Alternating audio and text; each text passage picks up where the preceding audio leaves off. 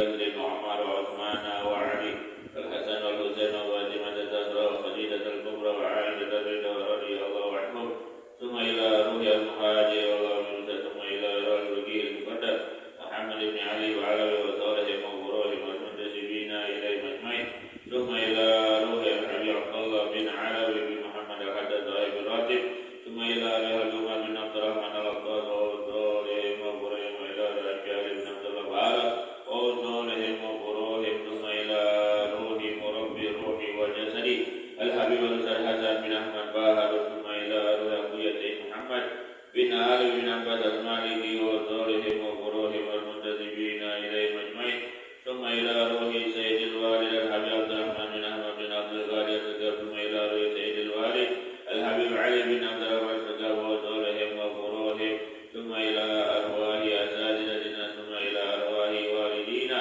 ووالديكم وأمواتنا وأمواتكم وأموات المسلمين عامة بأن الله يعلي درجاتهم في الجنة ويهون ببركاتهم وأسرارهم وأنوارهم وعلومهم ونفعاتهم في الدين والدنيا والآخرة. الفاتحة. أعوذ بالله من الشيطان الرجيم. بسم الله الرحمن الرحيم. الحمد لله رب العالمين الرحمن الرحيم مالك يوم الدين إياك نعبد وإياك نستعين اهدنا الصراط المستقيم صراط الذين أنعمت عليهم غير المغضوب عليهم ولا الضالين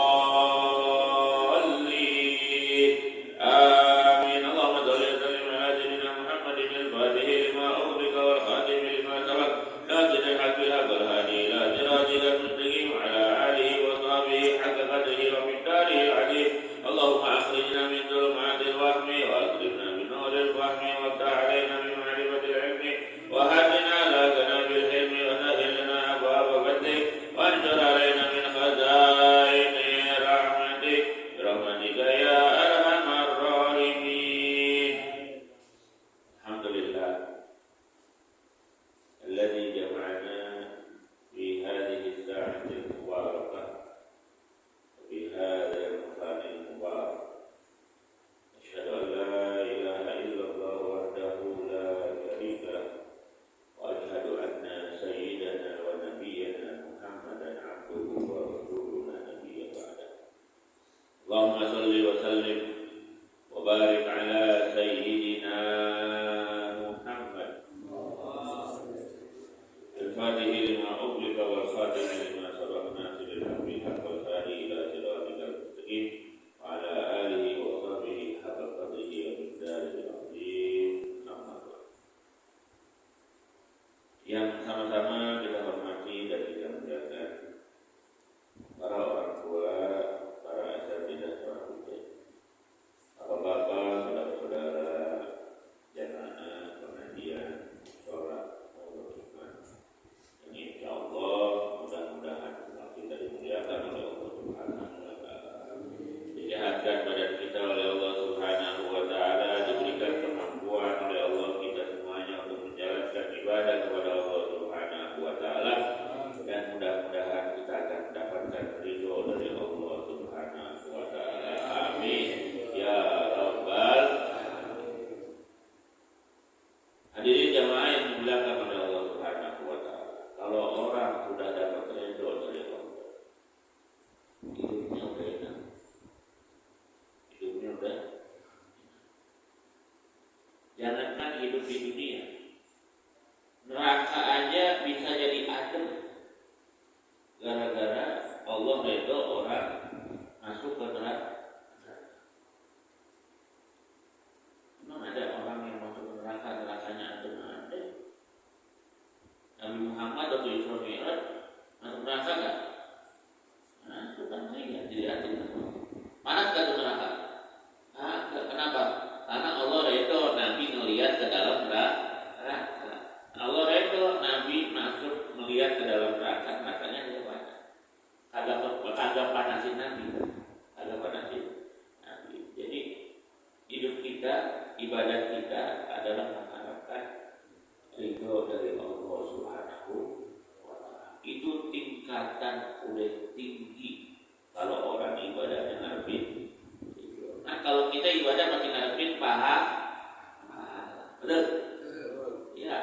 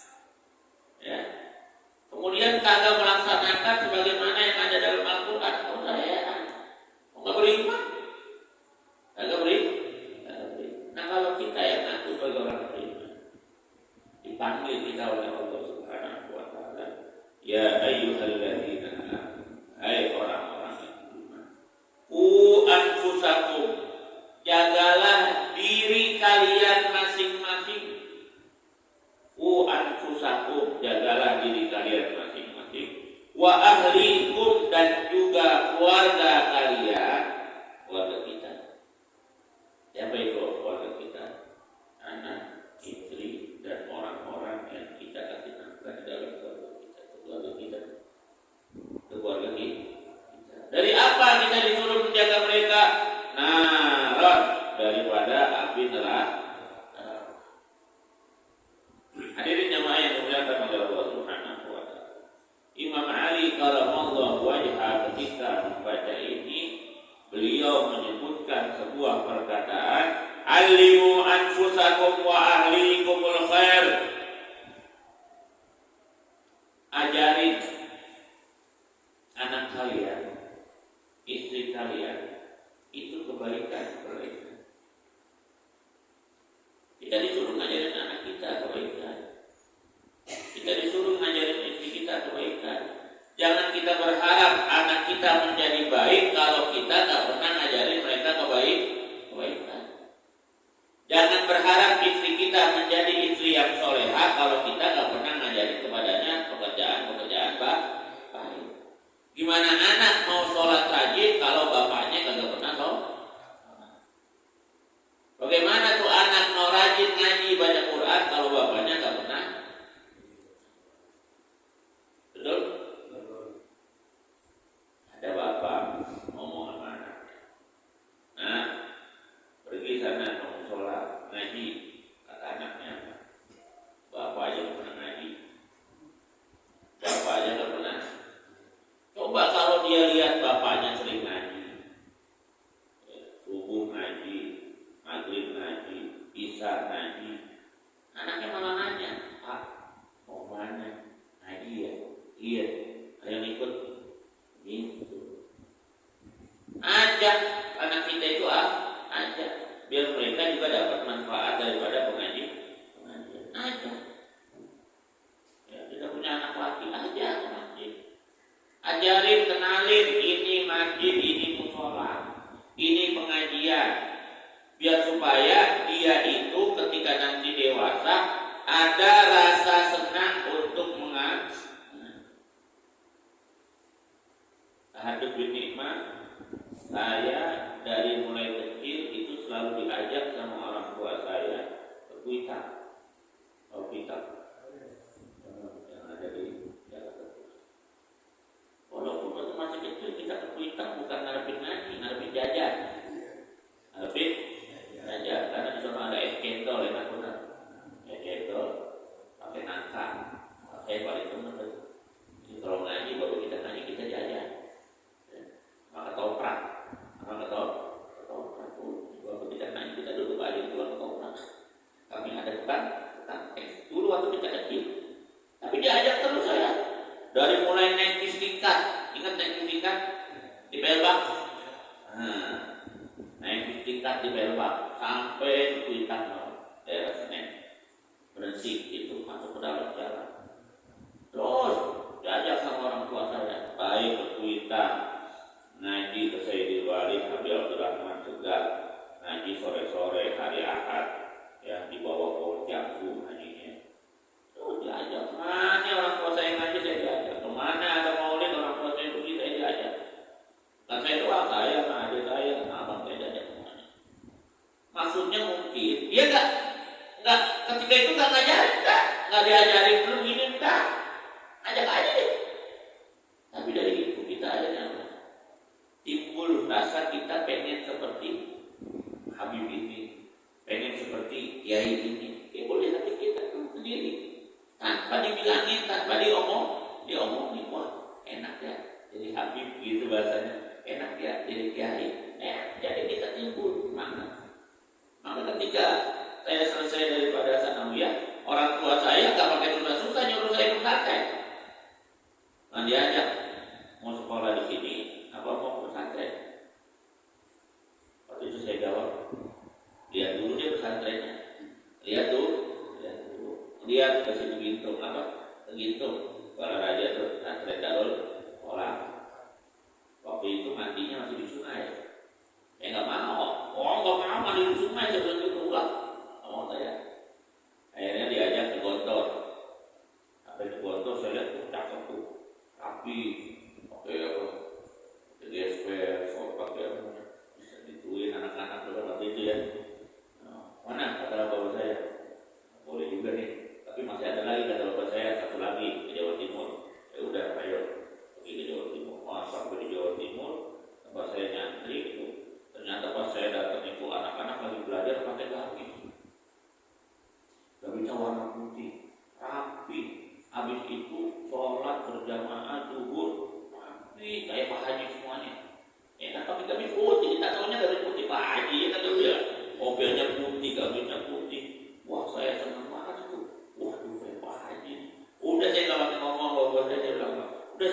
nyantri di sini aja. Di sini aja saya mau nyantri. Bener lu dia udah di sini aja maunya. Agak mau kemana-mana. Nah itu belum bawa baju, udah nggak apa-apa tuh baju belakangan aja.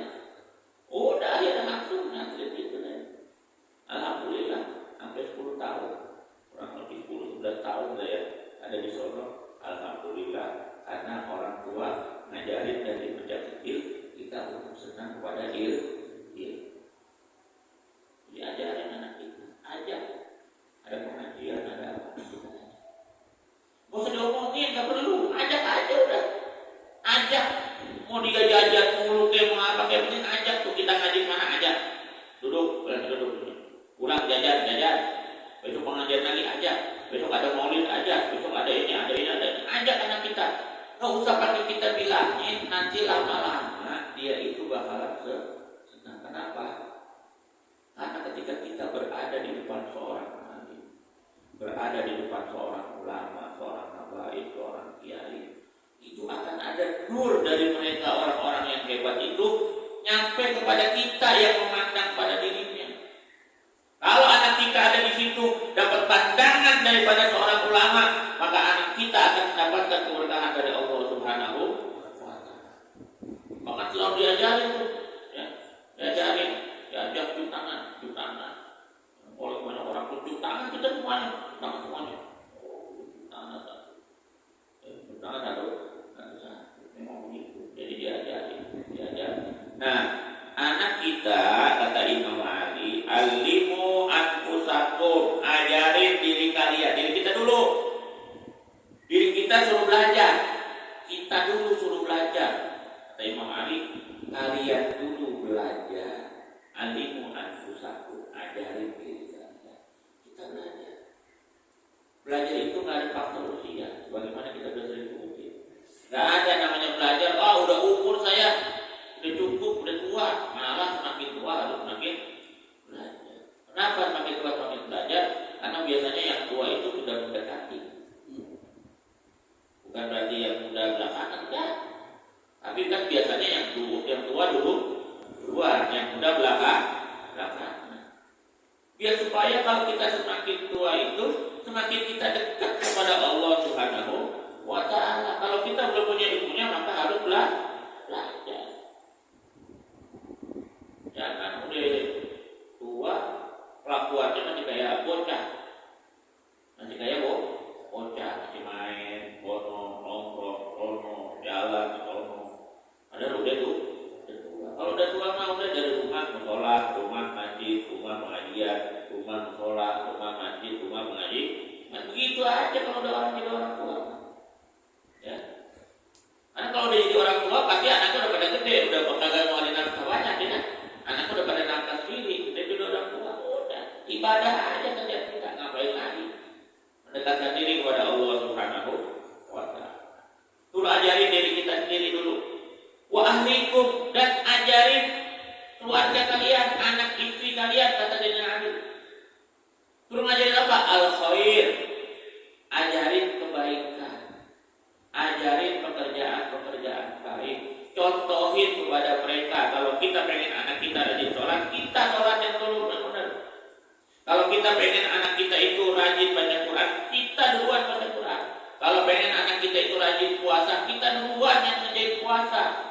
Kalau pengen anak kita itu rajin sedekah, kita contohin sedekah kepada mereka. Jangan kita bisanya nyuruh doang, tapi nggak bisa ngerjain.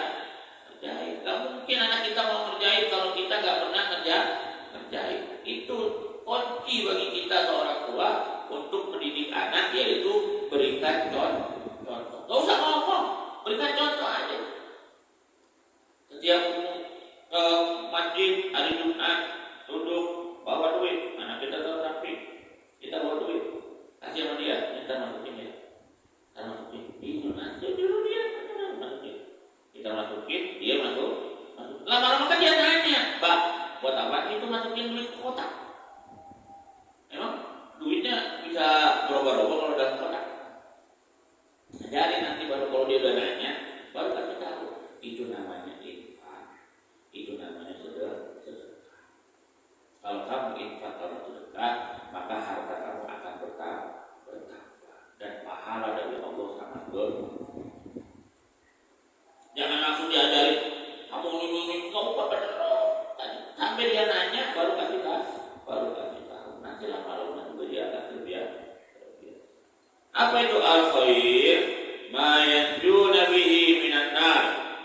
Kebaikan itu adalah sesuatu yang menyelamatkan diri kita daripada api neraka. Jangan sampai dah. Sehari juga jangan sampai di neraka. Jangan ngarepin yang ini yang apa? Man qala la ilaha illallah dakhala jannah. Itu mah buat orang-orang yang mana dia umatnya Nabi Muhammad tapi dosanya banyak. Jangan kita mau ngarepin yang itu, enggak apa-apa di Ustaz. Hampir dari neraka, yang penting kan umat Nabi Muhammad masuk. Emang mau gitu? Emang kagak mau. Di neraka emang enak di neraka, ya Allah. Satu hari ditolong 1000 tahun di sini. Udah gitu diseksa, naudzubillah ya. Nah, diseksanya bukan pakai rotan, bukan pakai pistol, pakai api neraka. Api neraka yang sangat-sangat panas. Ini api yang sekarang ada di dunia ini sekarang. Ada api di dunia. Itu api yang sekarang ada di dunia. Itu hanya percikan. Tahu kita nabur, tahu nabur? Nabur tahu kan nabur? Yang anak muda ini buat semuanya sih tahu berarti. Kalau anak muda nggak tahu dia nabur. Nabur kan kalau kita gituin itu kita pukul ada percikannya tuh. Nah, itu percikan namanya. Itu api yang sekarang ada di dunia. Itu percikan api neraka. Percikannya doang. Panas enggak? Kali ujung-ujung tuh ada kompor gas, taruh tangan kita di atas. Berani? Jangankan kompor gas, lilin yang kecil. Jangan lilin yang gede, lilin ulang tahun kan kecil tuh. Taruh tangan kita di atas, berani? Itu percikan kecil daripada api neraka. Udah begitu tuh percikan, dimasukin dulu ke laut. Ya, dimasukin 70 tahun. Habis itu baru diangkat, masih panas. Itu percikannya. Bagaimana api neraka? Api nerakanya bagaimana? Api neraka jahim. Api neraka jahanam bagaimana? Naudzubillah ini. Nah, makanya kita disuruh oleh Allah Subhanahu wa taala untuk menjaga diri kita, menjaga keluarga kita daripada api neraka dengan cara ajarin mereka. Anak kita, terutama kita dulu, kemudian anak kita, istri kita, keluarga kita, ajarin kebaikan-kebaikan yang mana kebaikan-kebaikan itu akan menyebabkan kita selamat daripada api neraka. Wa Ibnu Abbas berkata Sayyidina Abdullah bin Abbas radhiyallahu anhu maka faqihuhum wa 'allimuhum wa adibuhum. Kata Sayyidina Abdullah bin Abbas, faqihuhum, jadikan anak-anak kalian itu orang yang mengerti fikih. Kenapa? Karena ibadah kita berkenaan dengan masalah fikih. Salat adanya di fikih. Toharo adanya di fikih. Macam-macam air adanya di fikih. Pengetahuan agama, ajarin anak kita itu. Semuanya itu aja. Tugas ngajarin itu tugas kita, bukan tugasnya ustaz. Bukan tugasnya guru. Ngajarin anak itu tugas orang tua. Kalau kita kagak bisa, bawa anak kita ke guru, bawa anak kita ke ustaz, ke guru bawa ke sekolahan biar diajarin, ke ustaz bawa ke sekolah, ke TPA biar diajarin. Tapi tugas pertama itu kita yang harusnya tugas ngajarin anak kita. Ajarin mereka tentang masalah agama. Bagaimana sholatnya, bagaimana wudunya, ya, bagaimana puasanya dan lain sebagainya. Wa alimuhum, ya, ajarin mereka semuanya apa, baca Quran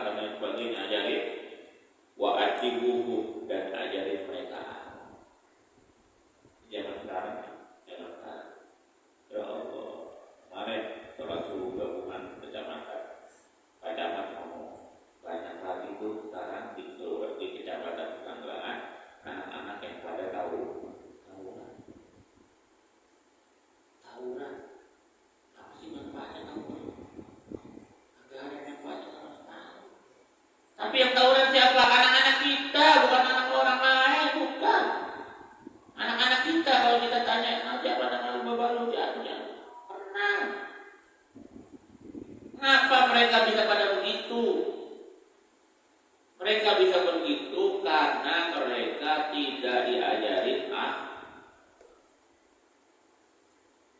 Ada survei yang membuktikan bahwasanya umat Islam yang jumlahnya katanya banyak di Indonesia, katanya banyak.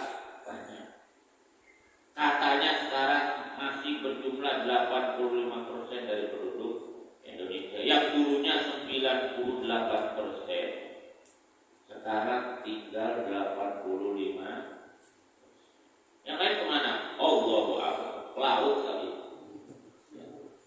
Dari 98% sekarang tinggal 85%. Bisa turun malah dari 85%. Yang lain kemana itu? Laut. Dari 85% yang belajar kayak begini itu cuma 30%.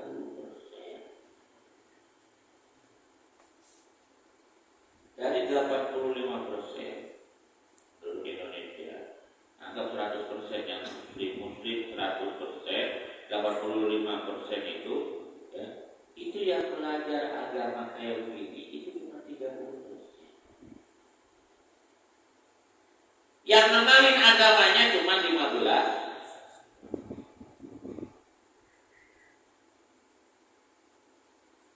Kenapa itu bisa terjadi? Padahal negara kita ini banyak ulama, banyak kiai, banyak habaib. Kan orang-orangnya ininya dari jatuh. Apa? Hatinya dari jatuh. Keimanannya nggak kuat, keislamannya nggak kuat, gampang terombang ambing. Aku Islam kita Indomie murtad. Betul? Lagi sekarang. Cianjur. Jadi tidak boleh pakai identitas. Giliran mereka aja di tenda ada tulisannya gede banget namanya. Kita main muslim nanti bantuan aja. Giliran dia kabar tulis di atas. Dari ini, dari itu. Kita dibawa pulang kalau boleh begitu. Dia boleh. Alhamdulillah ya. Jadi guru kita jangan anak-anak kita itu. Guru kita jangan. Ajarin anak kita akhlak. Anak kita itu harus punya akhlak yang baik. Ya. Pada orang tua, kepada yang lebih tua, kepada sesama, kepada siapapun juga kita disuruh berakhlak. Karena Nabi diutus untuk menyempurnakan akhlak manusia. Innama bu'itsu liutammima makarimal akhlak. Kata Nabi, aku diutus untuk menyempurnakan akhlak manusia. Hadirin yang dimuliakan oleh Allah Subhanahu wa taala.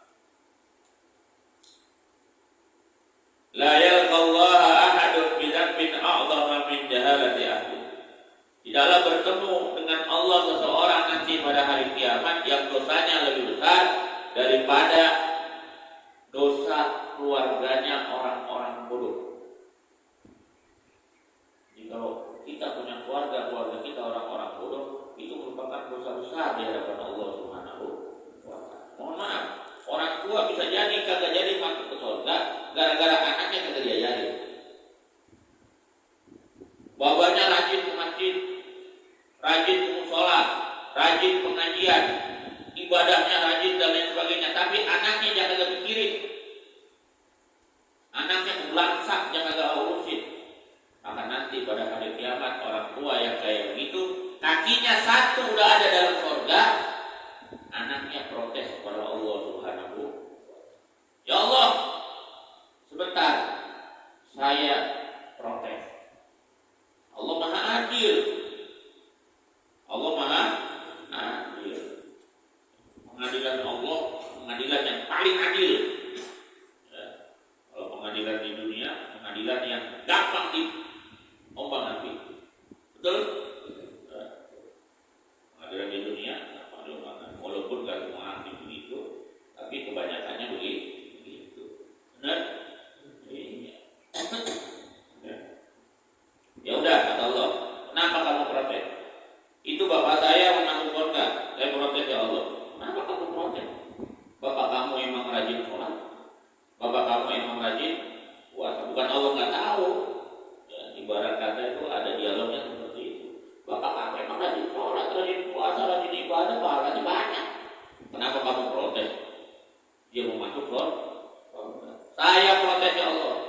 Ya kenapa alasannya?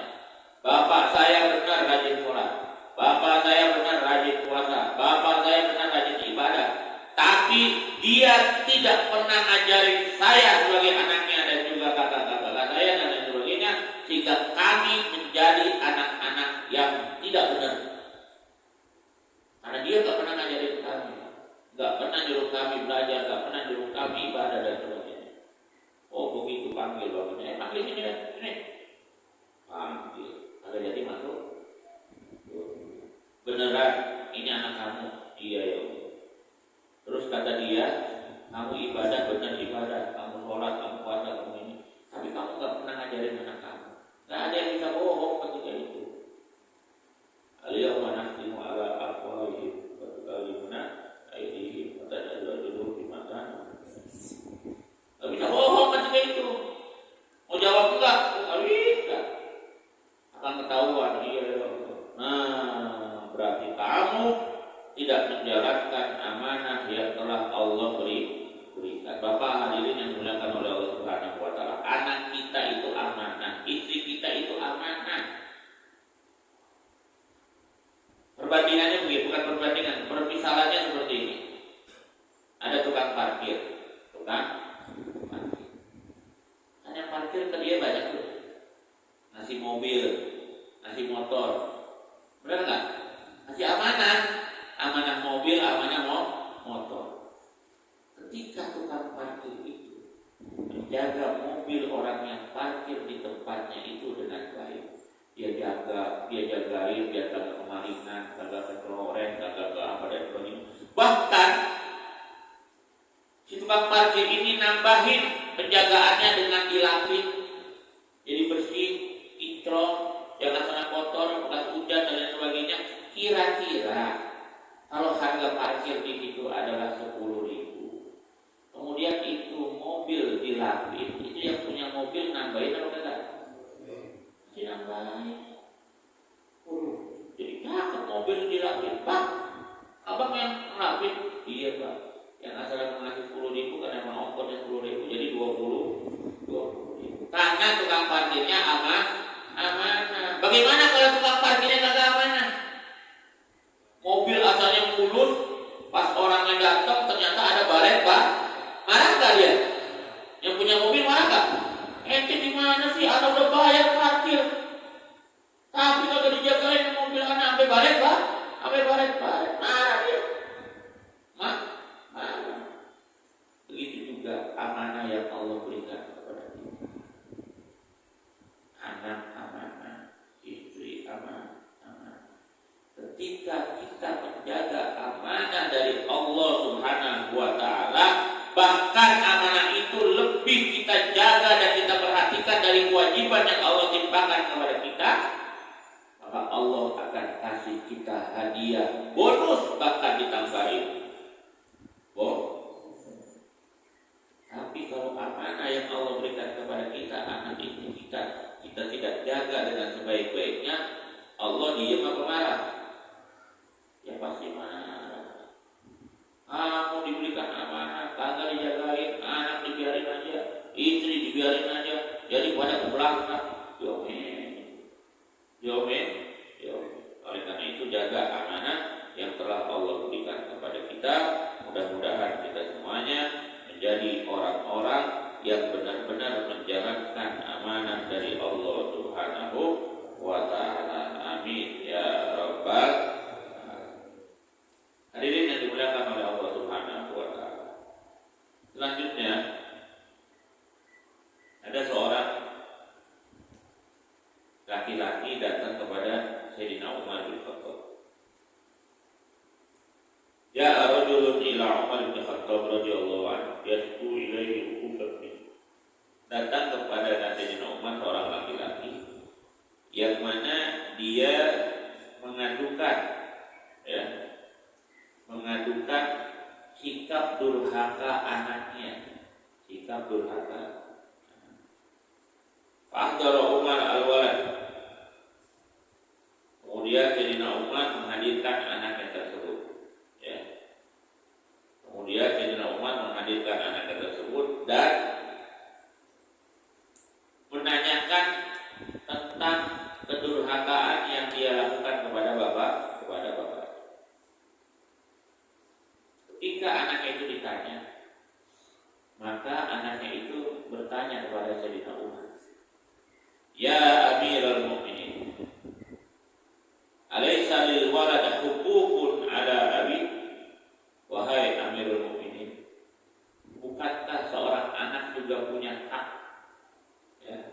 yang dapat dia tuntut kepada bapaknya.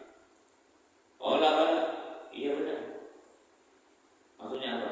Seorang anak punya hak kepada bapaknya. Bapaknya itu harus melaksanakan kewajiban kepada anaknya. Bukan cuma anak doang disuruh birrul walidain, tapi orang tua juga punya kewajiban yang harus dia kerjakan kepada. Qala Umar. Umar berkata, ayantaki ya ummah wa yuhassin ismah wa yu'allimahul kitab.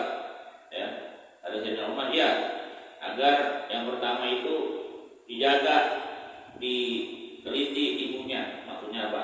Kalau kita nyari bini yang benar, ya, yang benar, biar supaya ibunya itu ibu anak-anak kita benar orangnya. Ya, kenapa? Karena seorang ibu itu adalah sekolah pertama, madrasatul ula. Sekolah pertama bagi anak itu seorang ibu, seorang ibu. Ya, makanya ibu itu merupakan seorang yang dapat menjadikan seorang anak itu seorang pemimpin besar. Ibu itu ibu. Contohnya siapa? Nabi kita Muhammad Shallallahu Alaihi Wasallam. Bagaimana Siti Aminah, ibunda Nabi Muhammad Shallallahu Alaihi Wasallam, sangat-sangat menjaga Rasulullah Shallallahu Alaihi Wasallam. Walaupun Nabi Muhammad sudah menjadi yatim ketika masih dalam kandungan ibunya, tapi ibunya benar-benar menjaga Sayyidina Muhammad Shallallahu Alaihi Wasallam. Itu seorang ibu. Itu seorang ibu. Ibu mempunyai peranan yang sangat penting dalam mendidik seorang anak. Ya. Dengan itu cari yang benar ibunya. Wa yuhassin ismah. Kemudian kata Sayyidina Umar, bapak itu kewajiban memberi nama yang baik pada anaknya. Kasih nama yang baik. Kasih nama yang baik. Yang baik. Kasih nama anak itu yang baik-baik, jangan yang macam-macam. Ya, apa contohnya? Muhammad, Ahmad, Abdurrahman, ya, yang pakai al-ulum semuanya itu yang baik-baik, yang baik-baik, yang mengandung arti kebaikan, mengandung arti kebaikan. Walaupun misalnya bukan Arab, tapi mengandung arti kebaikan. Galal walad, wa yu'allimahul kitab. Kemudian ajarin dia itu, orang tua wajib ajarin anaknya baca Quran. Galal walad. Kemudian anak ini berkata, ya Amirul Mukminin, wahai Amirul Mukminin, inna abi lam yaf'al syai'an min dzalik. Bapakku enggak pernah ngajarin apa-apa. Ya. Bapakku enggak pernah ngajarin apa-apa, enggak pernah merhatiin yang tadi kau bilang itu. Ibuku orang sembarangan yang dia pilih. Kemudian dia enggak ngasih nama aku dengan nama yang baik, dan dia enggak pernah ngajarin aku baca Quran. Amma ummi fa innaha dziyatun kanat li majusi. Ibuku itu orang majusi, katanya. Wa samani Ju'ala. Ya. Aku dikasih nama Ju'ala. Ya. Walam yu'allimani min kitabi harfan wahidah. Kemudian orang tuaku enggak pernah ngajarin satu huruf pun daripada Al-Qur'an kepada diriku. Faltabata Umar ila rajul. Ya. Kemudian Sayyidina Umar melototin tuh bapak-bapak yang ngaduin anaknya durhaka kepada dia. Jika tasku uku kepnik, engkau datang mengadukan tentang kedurhakaan anakmu. Wa qad aqamtahu qabla ay aqtik. Engkau telah berbuat durhaka kepada anakmu sebelum anakmu berbuat durhaka kepada ibu. Wa asata ilaihi qabla ayyuka ilaih. Dan engkau telah berbuat kejelekan sebelum dia berbuat kejelekan kepada. Maksudnya apa? Laporan bapaknya kan Sayyidina Umar kagak diangkat. Salah lu sendiri, anakmu jadi durhaka. Lu yang salah, kagak ibunya lu pilih orang kagak benar. Kemudian nama yang lu berikan nama yang jelek.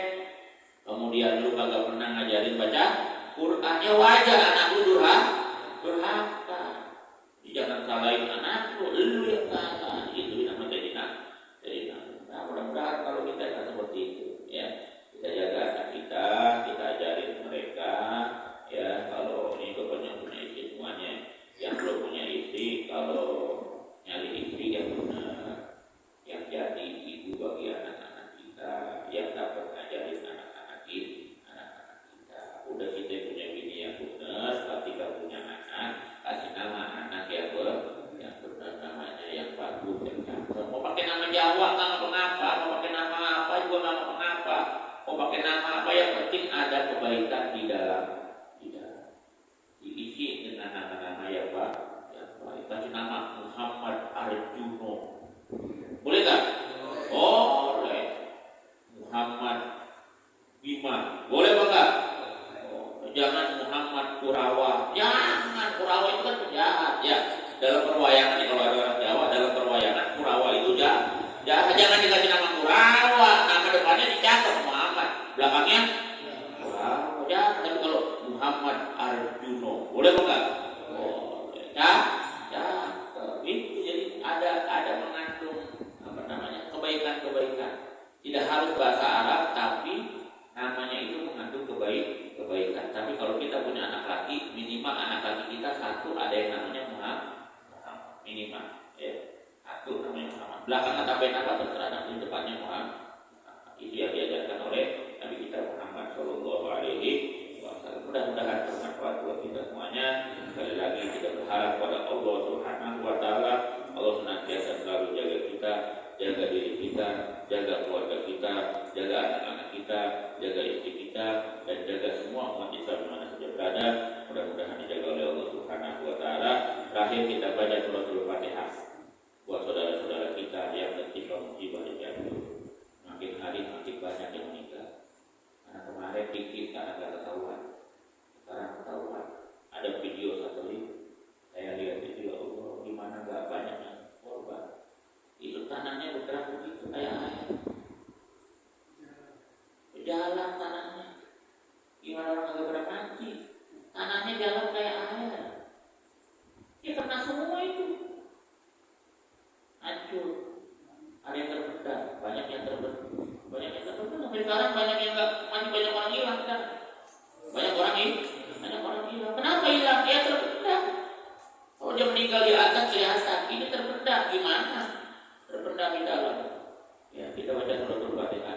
Mudah-mudahan yang meninggal husnul khotimah, diangkat derajatnya oleh Allah Subhanahu Wa Taala, diampuni kesalahannya oleh Allah Subhanahu Wa Taala, dan keluarga yang ditinggal mudah-mudahan diberikan ketabahan, diberikan kesabaran, dan mudah-mudahan senantiasa selalu diangkat derajatnya oleh Allah Subhanahu Wa Taala. Ya hadhihi niyyah wa likulli niyyatin shalihah ila hadatin Nabi Muhammad sallallahu alaihi wasallam. Al-Fatihah. أعوذ بالله من الشيطان الرجيم. بسم الله الرحمن الرحيم. الحمد لله رب العالمين الرحمن الرحيم مالك يوم الدين. إياك نعبد وإياك نستعين اهدنا الصراط المستقيم صراط الذين أنعمت عليهم غير المغضوب عليهم ولا الضالين. آمين. اللهم صل وسلم على سيدنا محمد وعلى آل سيدنا محمد. اللهم أغننا بالعلم وزينا بالعلم وأكرمنا بالتقوى وجملنا بالعافية برحمتك يا أرحم الراحمين. اللهم إنا نسألك فهم النبيين وحفظ